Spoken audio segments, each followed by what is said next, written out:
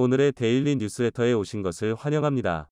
1. 고작 8,000톤급 전함에 무려 100셀에 달하는 2. 한국 미 해군의 T-50A 훈련기 200대 판매한다. 3. 이젠 해군도 K9 쓴다. 한번 진실을 알아봅시다. K방산이 전 세계적으로 명성을 얻으며 한국에서 개최된 방위산업전인 MADEX에는 해외 각국의 군 관계자들과 언론사들이 큰 관심을 가지고 참석했습니다. 특히 세계적인 해군 전문 매체인 네이벌 뉴스의 보도팀도 현장에 함께 있었습니다. 네이벌 뉴스의 편집장인 자비에르 바바서는 직접 전시회 현장을 찾아 한국의 새로운 전함 모형을 보고 경악한 사진을 게시하였습니다. 그 사진은 한화오션에서 공개한 최신 예비 전함의 모형을 담고 있었습니다. 자비에르 편집장은 이러한 모형들을 보고 대단할 것, 에픽이라고 단언했다고 합니다. 이와 함께 네이벌 뉴스는 MADEX 전시회에서 전시된 다양한 방위산업 제품들에 대한 보도를 실시하였습니다.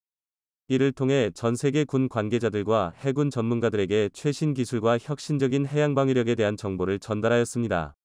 네이벌 뉴스의 보도는 국제적인 주목을 받으면서 한국의 방위산업의 업계 성장과 기술력을 더욱 알리는 데 큰 도움이 되었습니다.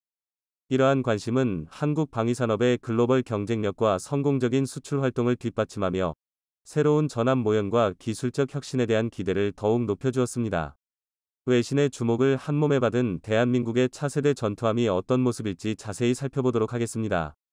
대한민국 최대의 해군 방산전시회 MADEX 2023이 드디어 개막되었습니다. 대한민국 해군의 미래를 책임질 새로운 무기들이 속속들이 공개되었는데요. 역시 가장 큰 주목을 받았던 것은 새롭게 설계된 한국형 항공모함과 차세대 이지스 구축함 KDDX, 그리고 대한민국에서 최초로 구현한 새로운 개념의 전투함, 합동화력함이었습니다. 한국형 아스널쉽, 합동화력함의 우선 협상 대상자인 한화오션, 구대우조선, 이번 MADEX 2023에서 합동화력함의 모형을 최초로 공개했었습니다. 한화오션에서 제안한 합동화력함의 모형에는 그동안 예상해왔던 바를 뛰어넘는 획기적인 설계가 적용되어 수많은 군사 전문가들의 이목을 끌고 있는데요. 네이벌 뉴스 위 보도팀도 한국의 기막힌 발상에 입을 다물지 못하고 한화오션의 합동화력함의 사진을 공식 트위터에 올리며 이번 전시회는 역대급 전시회가 될 것이라고 장담했는데요. 그런데 한화오션에서 공개한 모형을 살펴보면 전함이라면 당연히 있어야 할 게 보이지 않습니다. 바로 전함의 상징인 함포가 제거되어 있었던 것인데요. 한화오션의 합동화력함에는 일반적으로 함포가 있어야 할 자리에 국산 CIWS-2가 자리하고 있었고, 갑판의 나머지 공간은 빈틈없이 VLS로 채워져 있는 구조를 가지고 있습니다. 자세히 살펴보면 선수의 KVLS48셀, 가운데 갑판의 KLVS32셀과 탄도탄 발사대 15셀, 그리고 헬기대계 기립형 4기와 선미위 대형 발사대 1기까지 고작 5,000톤급 전함에 무려 100셀에 달하는 미사일 발사대가 탑재되어 있는 모습을 확인할 수 있었습니다. 고작 8,000톤급 전함에 무려 100셀에 달하는 미사일 발사대가 탑재되어 있는 모습을 확인할 수 있었습니다. 합동화력함에는 총 3종류의 수직 발사 체계가 탑재되어 있으며 대함 대공미사일, 극초음속 순항미사일, 현무사, 5탄도미사일, 그리고 해성 2로 추정되는 초음속 함대지 미사일 등 150발에 달하는 다양한 미사일이 탑재될 예정입니다. 초기 계획에서 5,000톤급으로 예상됐었던 합동화력함의 배수량이 8,000톤급으로 껑충 뛴 것은 현무5와 같은 고위력 탄도미사일을 탑재하기 위한 것으로 추정되고 있습니다.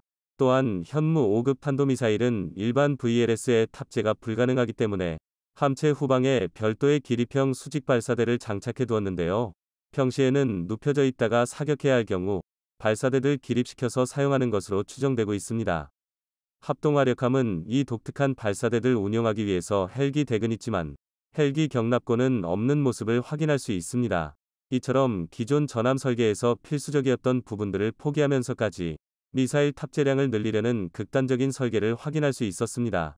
한국 전함이 대체적으로 과무장을 하는 경향이 있다곤 하지만 이 정도면 세계 무기사에 기록될 만한 과무장이라고 할 수 있는데요. 이게 어느 정도냐면 아시아를 넘어 세계 최강의 구축함으로 여겨지는 세종대왕급 구축함이 탑재한 VLS가 총 128셀입니다. 세종대왕함의 VLS 128셀 중 방공미사일이 상당수를 차지한다는 것을 고려했을 때 합동화력함의 함대지 공격 능력은 지금까지 존재했던 어떤 전함과도 비교가 불가할 만큼 강력하다는 것을 알 수 있습니다. 그런데 한국 해군은 전함 한 척에 100발이 넘는 탄도미사일을 탑재하는 것이 전술적으로 어떤 의미가 있길래 이런 기형적인 전함을 만들려고 하는 것일까요? 합동화력함이란 기존 전함의 각종 기능들을 제거하고 최대한 많은 대지 공격용 미사일을 탑재하여 목표 지점에 강력한 화력을 투사하는 임무를 수행할 수 있도록 만들어진 전함을 의미합니다. 20세기 말 미국에서 아스날쉽, 직역하자면 병기고함이라는 이름으로 최초로 제안됐었고, 미 해군에서 상세 설계 단계까지 이루어졌었지만, 한 척만 잃어도 엄청난 손실이 발생한다는 점과 항공모함의 역할을 빼앗길까 우려한 미국 항공대 파벌의 반대로 인해 현실화되지는 못했었습니다. 그런데 미국도 포기한 합동화력함을 한국에서 만들고 운용한다는 게 가능한 일인 것일까요? 우선 미국과 한국의 아스널쉽은 건조하는 목적과 운용 환경이 완전히 다릅니다. 북한의 전투 능력을 단숨에 무력화시키기 위해 우리 육군은 현문들 필두로 한 강력한 탄도미사일 전력을 구축해왔는데요. 그런데 미사일 개발과 생산에 너무 열을 올린 나머지 이 수천 발이 넘게 쌓인 탄도미사일을 적에게 날릴 발사대가 부족한 상황입니다. 대표적인 탄도미사일 발사대인 TEL은 단가 문제와 운용 인원 문제로 인해 대량으로 운용하기 불가능한 상황이기에 대량의 탄도미사일을 적은 인원으로 발사할 수 있는 새로운 수단이 필요하게 된 것이죠. 게다가 합동화력함이 적의 공격에 취약하다는 문제점은 한반도의 작전 범위가 좁다는 점이 해결해줍니다. 원해로 작전을 나서야 하기에 적의 공격에 노출될 수밖에 없는 미국의 아스널쉽과 달리 한국의 합동화력함은 한반도의 중심이 작기 때문에 항구에 정박한 채 지상 방공망에 호위를 받는 상태에서 북한까지 탄도미사일 세례를 퍼붓는 게 가능합니다. 설령 항구가 공격당해 바다로 나간다 하더라도 해군 함대의 최후방에 배치되기 때문에 우리 해군의 이지스함과 호위함을 뚫고 합동화력함까지 공격받을 확률은 전무하다고 할 수 있습니다. 또한 이번에 공개된 설계를 보면 한 포까지 제거하고 최대한 레이더 피격 면적을 줄인 스텔스 설계가 적용된 걸 확인할 수 있는데요.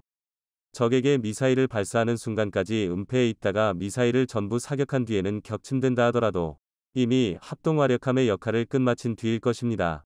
그런데 이번에 공개된 한화오션의 모형에서 합동화력함의 설계 이념과는 맞지 않는 부분이 눈에 띄었는데요. 합동화력함은 오로지 화력 투사만을 목적으로 하기에 방공과 탐지 추적 기능조차 전부 다른 함이나 지상기지에 맡기는 구조를 가지고 있습니다. 그런데 한화오션의 합동화력함 모형에는 다름 아닌 통합 마스트가 장착되어 있었는데요. 지난 4월 진수된 충남함에 최초로 적용된 동안 마스트는 사면 의상 배열 레이더와 각종 관측 장비로 구성된 한국형 이지스 시스템의 중추라고 할 수 있습니다. 그런데 선박 건조 단가를 최대한 낮추어야 하는 합동화력함의 고가의 의상 배열 레이더가 장착되는 통합 마스트가 적용된다는 건 건조 목적을 잊어버린 설계라고 잘 수 있는데요. 이 새로운 전투함이 단순히 공격뿐만 아니라 우리 해군의 미사일 방어, BMD, 임무의 한 축으로서 임무를 수행할 것이라는 추측이 제기되고 있습니다.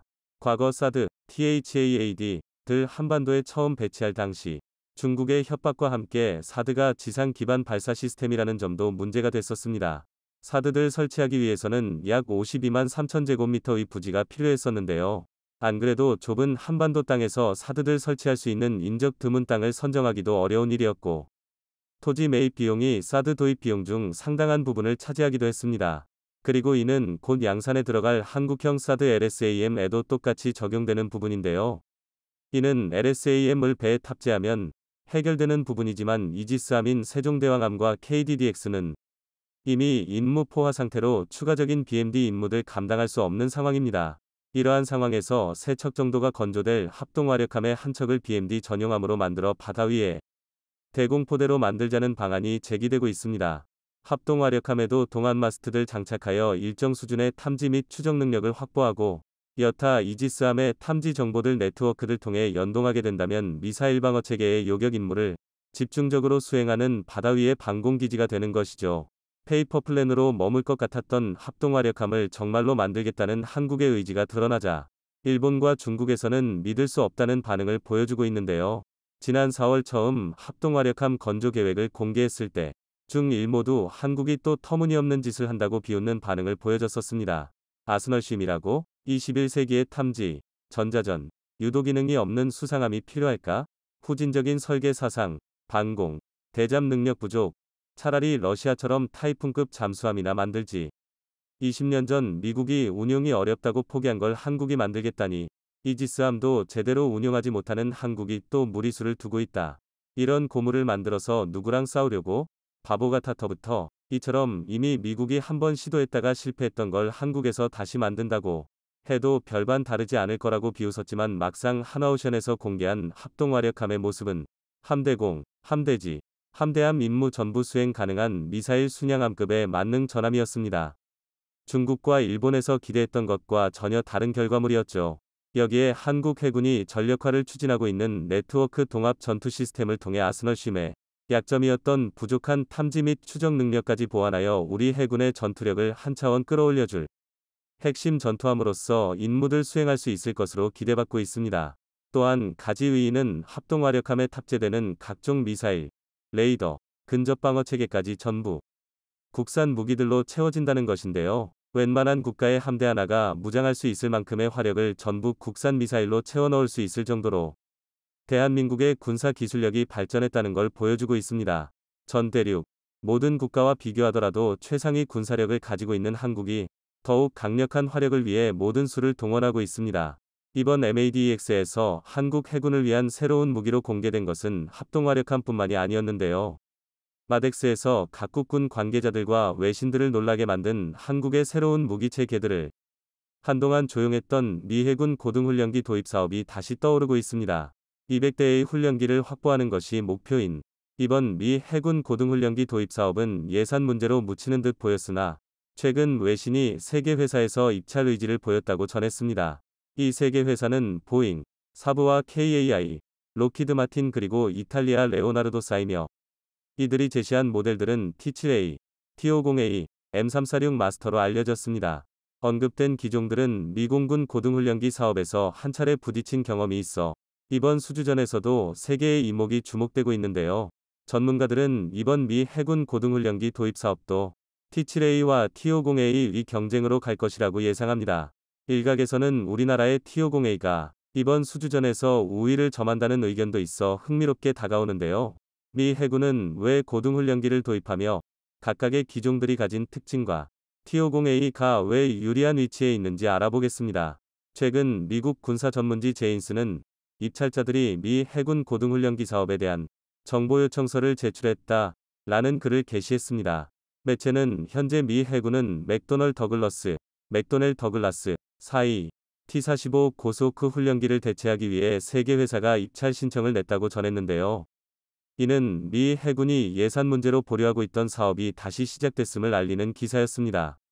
미 해군 훈련기로 사용되는 있는 T-45 고스호크는 1992년 최초로 맥도널 더글러스사에서 생산하다가 2007년 마지막 기체를 인도했는데요. 맥도널 더글러스사가 보잉과 합병한 이후 보잉사가 T-45 고스호크의 정비, 유지, 보수를 진행하면서 미 해군은 2015년에 T-45 고스호크를 2042년까지 운용하기로 결정했습니다. 하지만 1992년 1월부터 미 해군에 인도된 T-45 고스호크는 30년이란 세월 동안 노후화가 진행되면서 치명적인 문제들이 발견되고 있습니다.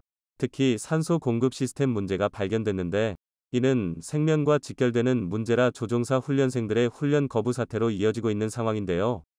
유지 보수를 맡은 보잉사는 근본적인 원인 파악이 힘들다고 결론을 내렸습니다.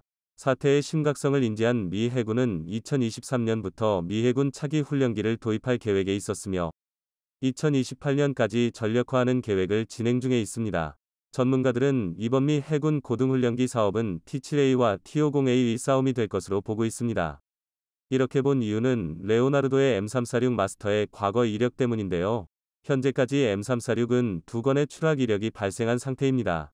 2011년 11월 18일에는 두바이 에어쇼에 전시 용도로 참가했던 시제기 1대가 귀환 중 걸프만에 추락한 이력이 있으며 2012년 2월 16일에는 시연 비행을 실시 중이던 기체 1대가 이탈리아 쿠네오와 사보나 주 중간에서 추락해 조종사가 사출했으나 낙하산이 엉키는 바람에 큰 부상을 입은 사례가 있었습니다.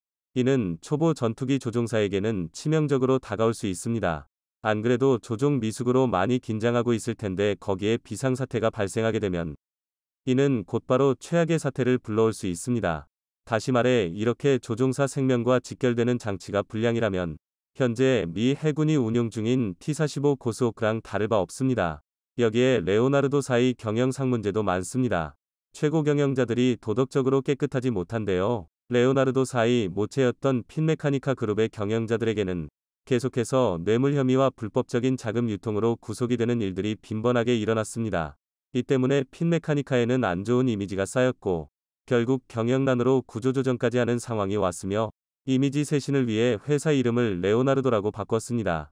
이렇게 회사 경영에 문제가 많아 갑자기 부도라도 나게 된다면 구입한 기체들의 유지 보수 측면에서 난감할 수밖에 없습니다. 또한 레오나르도사는 현재도 그렇게 상황이 좋은 편은 아닙니다. 현재 운용 중인 M346은 총 70여 대가 운용 중인데 이는 개발국인 이탈리아와 그 밖에 운용하고 있는 국가를 다 포함한 숫자입니다. 경쟁 중인 기체 중에 우리나라 T50A 가 200대 이상이 운용되고 있는 것과 비교하면 인지도가 현저하게 낮은 편에 속합니다. M346의 스펙도 T50A에 비해 많이 떨어집니다. 사실 M346는 최대 속력 또한 아음속에 있기 때문에 미 해군에서 초음속 조항을 붙였으면 입찰 시도조차 못할 뻔한 기종이었습니다. 이 때문에 유력 후보로 떠오르는 것은 T7A 레드호크가 거론되고 있습니다. 이미 미 공군 고등훈련기 사업에서 승리한 바 있고 이번 미 해군 훈련기 사업에서도 수주를 따내기 위해 파격적인 가격을 제시할 것으로 예상됩니다. 하지만 장점이 이것이 다입니다. 미 공군은 개발도 되지 않은 T7A 레드호크를 선택했다가 후회만 하고 있는 상황입니다. 우선 보잉의 T7A 레드호크는 2023년 도입 예정이었지만 항공기의 치명적인 결함인 윙락 현상 발생으로 양산까지는 1년 이상이 더 걸릴 것으로 보입니다. 보잉사의 인도 지연도 문제지만 T7A 레드호크를 해군용으로 사용하기 위해서는 다의 연분으로부터 기체를 보호해주는 해양화 작업이 필수입니다. 그런데 T7A 레드호크의 기체는 매우 가볍지만 함재기로서는 기골이 튼튼하지 못하다는 의견이 있습니다. 설계의 변경이 필요할 수도 있는 상황이라고 예측이 되는데 이러한 비용의 증가를 감수할지 궁금증이 생깁니다. 거기다 현재 보잉사가 B737 맥스 사태로 회사의 경영 상태가 매우 어렵습니다. 이러한 상황에서 미 공군의 훈련기 납품 일정도 현재 가능할지는 미지수인 상태입니다. 이 상황이 매우 큰 변수가 될 듯한데요. 보잉사는 현재 입찰을 할 때 저가 입찰을 주도해서 생산을 하면 할수록 손해를 보는 상황이며 이것을 민항기 개발 생산 이익에서 만회해왔습니다. 하지만 보잉은 77조 원의 자금 지원을 받는 상황이며 내부적으로 상황이 안 좋습니다. 게다가 지금과 같은 민항기의 불황이 예상되는 상황에서 입찰을 위하여 감수할 수 있는지는 알 수 없는 상황입니다. 또한 현재까지 몇몇 국가에서는 보잉 737 맥스에 대해 이륙 금지 명령을 풀지 않은 상태인데요. 이 때문에 제고가 남아 경납고로도 수용하지 못해 직원 전용 주차장에도 737 맥스를 볼 수 있습니다. 경영적인 면만 보자면 레오나르도사보다도 심각하다고 볼 수 있습니다. 이런 것 때문에 미 공군을 라이벌로 생각하는 미 해군은 미 공군이 했던 실수를 반복하고 싶어 하지 않을 것인데요. 현재 성능면에서는 KAI의 T50A가 다른 후보 기종보다 가장 우수하다고 볼 수 있습니다. T50A는 우선 최고 속력이 초음속을 웃돌고 레이더 운용이 가능하며 전술 데이터 링크 시스템까지 갖춘 기체입니다. 훈련기라고 보기에는 성능이 상당히 우수하며 무장 장착과 레이더 기능 또한 아주 우수합니다. 여기에 T50은 많은 파생형을 가지고 있는데요. 무장 운용이 가능한 TA50 전술 입문 훈련기, FA50 경공격기 그리고 T50B 공중공례기 등이 있습니다. 이 파생형들은 카탈로그나 프로토타입으로만 존재하는 것이 아니라 우리나라에서부터 해외 각지까지 많은 수가 운용 중에 있는데요. 여기에 T50은 현재 사용되고 있는 최신 무장들까지도 장착이 가능합니다. 그렇기에 미 공군 RFX 사업에서 KAI의 T58대를 도입하려고 했던 이슈가 있었을 만큼 성능은 입증받은 상태이며 이미 동남아 국가와 이라크에서는 T50과 FA50을 잘 사용하고 있습니다. 더 흥미로운 것은 T52 훈련기 후보 기종 중에 유일하게 전투에서 검증을 받은 기체라는 점입니다. 많이 알려진 것으로는 필리핀 공군이 운용 중인 T52 경공격기형인 FA50PH가 2017년 필리핀 민다나오 섬에서 이슬람 극단 주의자들과 벌어진 마라위 전투에 투입되어 혁혁한 공을 세운 것인데요. 약 5개월 동안 벌어진 전투에서 FA50PH는 총 156회의 비행 작전을 성공적으로 완수하였고 624발이 MK84 범용폭탄을 적들 머리에 떨어뜨렸습니다. 당시 두테르테 대통령은 FA50PH를 위전용 전투기로 치부했었는데 마라위 전투에서 FA50PH의 활약을 보자 자신이 잘못 생각했다는 것을 느꼈고 현재는 분쟁지역 최전선에 투입하고 있습니다. 이 마라위 전투는 T-52 성능을 검증하는 사례가 됐는데요. 이 때문에 동남아에서는 T-52 사도 후에는 하지 않을 보증수표 같은 항공기가 됐습니다. T-52의 가장 큰 단점은 가격면에서 가장 비싸 가격 경쟁력이 낮다는 단점이 있습니다. 훈련기이지만 그 스펙이 웬만한 전투기 급이라 가격이 상승했는데요. 연습을 실전처럼 하기 위해서는 어쩔 수 없는 부분이었습니다. 이것 때문에 전문가들은 이번 수주전이 성능이냐 가격이냐 하는 싸움이 될 것으로 예상하고 있습니다. 몇몇 전문가는 미 해군이 예산난을 겪고 있어 T-7A를 선택할 것이라는 의견을 내놨지만 반대로 T-50A 위 우위를 예상하는 전문가들도 많았습니다. 그 이유가 현재 T-50을 사용 중인 국가들의 재구매가 이루어지고 있기 때문인데요. T-50은 한마디로 T-50을 한 대도 안 산 국가는 있어도 한 번만 산 국가는 없다라는 말이 있을 정도로 운용 중인 국가들의 신뢰를 받고 있습니다. 2013년 9월 1차로 16대의 T-52 경공격기 버전을 구매한 인도네시아는 얼마 전 6대의 T-50I 전술입문 훈련기를 추가 도입하였습니다. 태국은 총 3차례에 걸쳐 T-50을 도입했는데요. 1차에 4대를 먼저 운용하다가 우수한 성능에 빠져 2차에서 8대를 추가 도입했습니다. 이것도 모자라 태국 공군은 인도네시아와 비슷한 시기에 2대를 더 구매해 T-50의 무한한 신뢰를 보내고 있습니다. 여기서 몇몇 분들은 미 해군 훈련기이면 항공모함 함재기일 텐데 과연 KAI가 함재기를 단시간에 개발할 수 있을까 하는 의문이 들 수도 있습니다. 이 부분에서 걱정을 하지 않아도 될 것이 미 해군 훈련기의 소요 사양은 캐터펄트와 어레스팅 기어를 이용한 항공모함 이착함을 포함하지 않는 것으로 발표되었기 때문에 이에 따라 별도의 함재기형 훈련기 개발이 필요하지 않게 됐습니다. 그럼에도 불구하고 로키드 마틴과 KAI는 필요하다면 T-50 함재 개량형도 만들 수 있다는 의지를 보이고 있는데요. 만약 미 해군 훈련기 사업에 T-50이 선정된다면 수십조의 수입을 얻을 수 있을 것으로 예상하고 있습니다. 과연 KAI의 T-50이 지난 미 공군 고등훈련기 수주전에서 패배를 서력할 수 있을지 세간의 이목이 주목되고 있으며 한국의 항공기들이 전 세계의 하늘을 누비는 날이 오기를 바랍니다.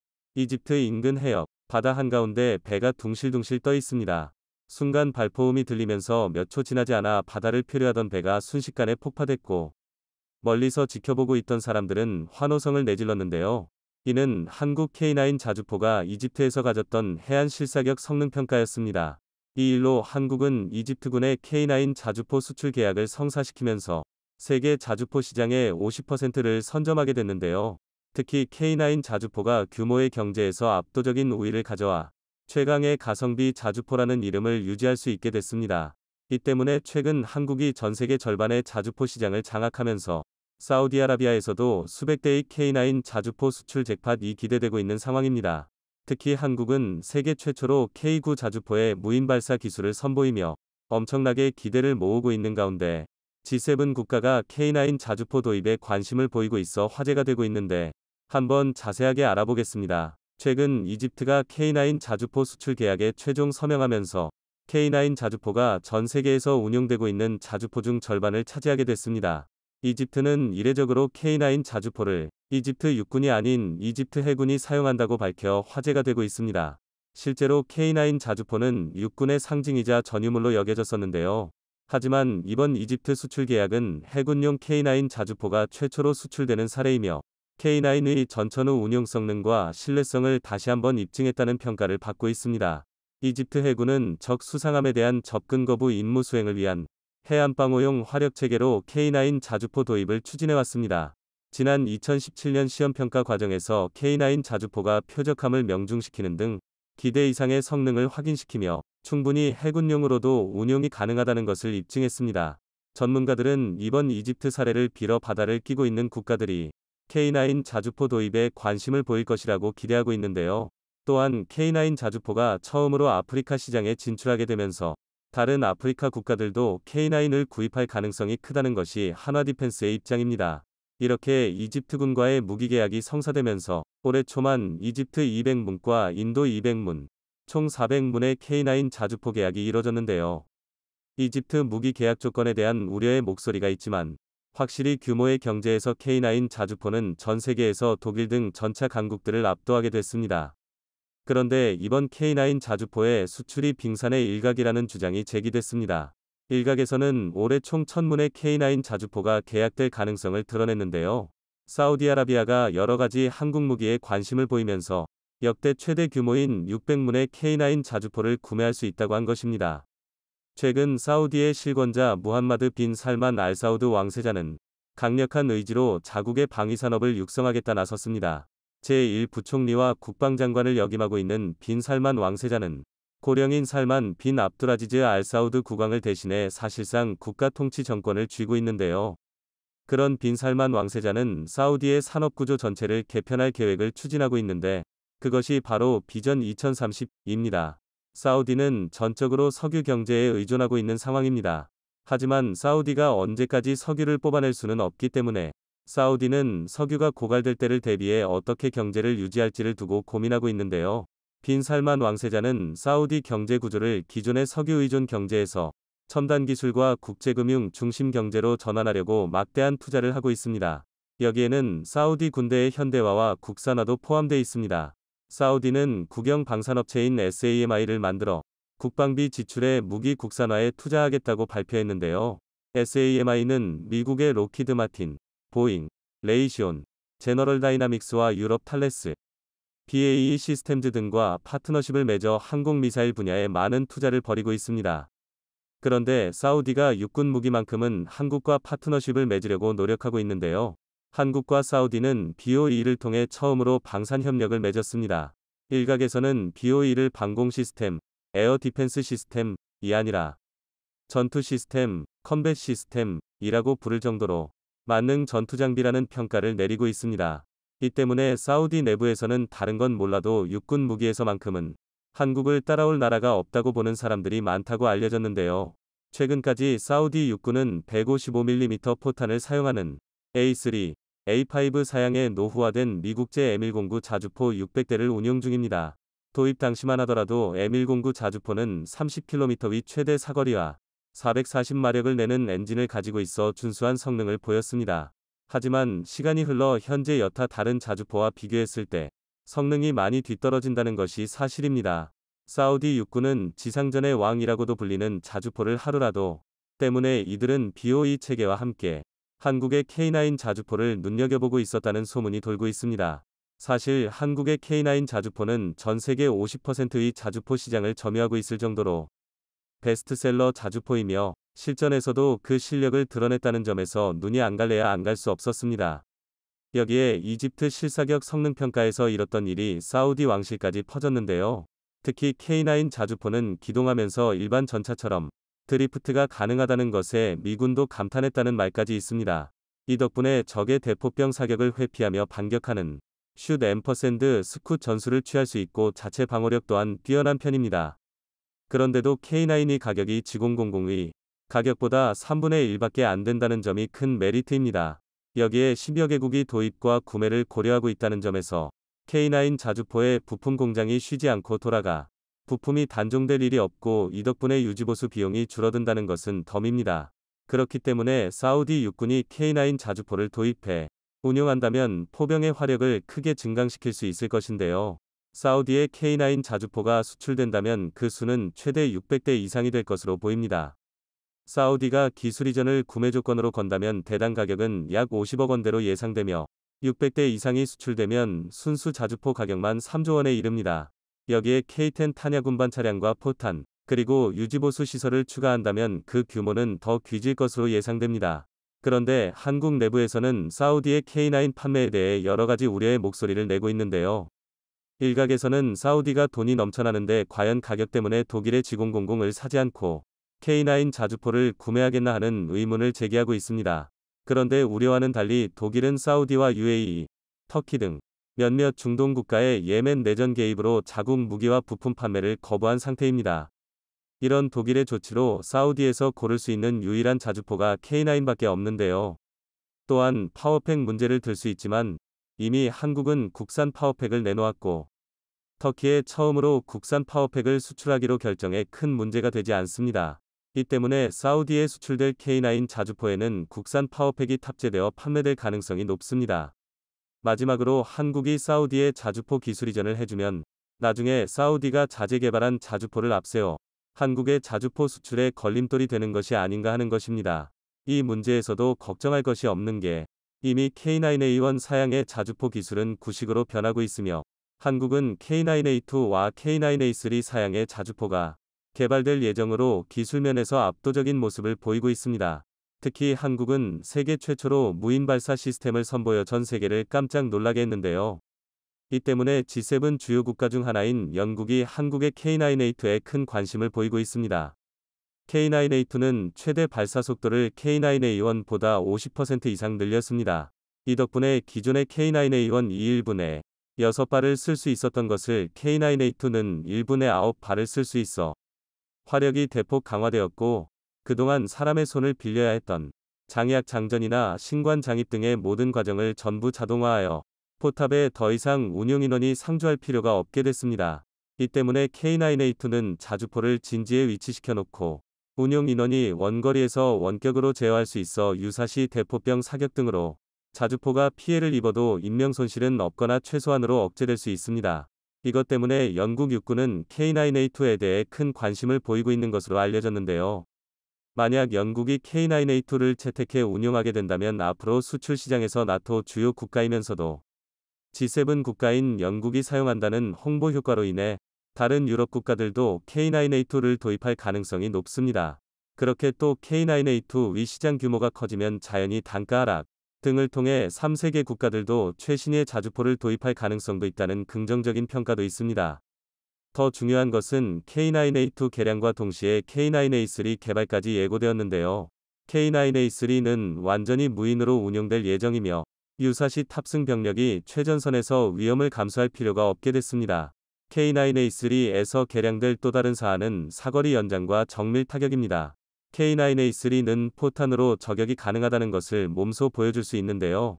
이는 이집트에서 열린 K9A1 실사격 성능 평가에서 수상한 표적을 명중시킨 것을 생각하면 전혀 놀라운 것은 아니지만 수십 km 밖에서 적을 씹어내듯 포격한다면 적 입장에서는 굉장히 두려울 수밖에 없습니다. 이를 위해 K9A3는 포신을 58 구경장으로 늘릴 예정인데 현재 포신 길이는 155mm 위 52배인 52 구경장으로 약 8m입니다. 그런데 58 구경장으로 늘리면 포신 길이가 9m로 늘어나게 되는데요. 여기에 GPS로 목표까지 유도되면서 100km 밖을 몇 M 오차로 정밀 타격할 수 있는 활공 유도포탄을 사용하게 되면 자주포로 미사일을 쏘는 것과 마찬가지 효과를 가져올 수 있습니다. 영국은 이 점에 주목한 것으로 예상되는데요. 끝을 모르고 변화하는 K9 자주포에 박수를 보내며 앞으로 있을 모든 수주전에서도 연전연승하길 빕니다.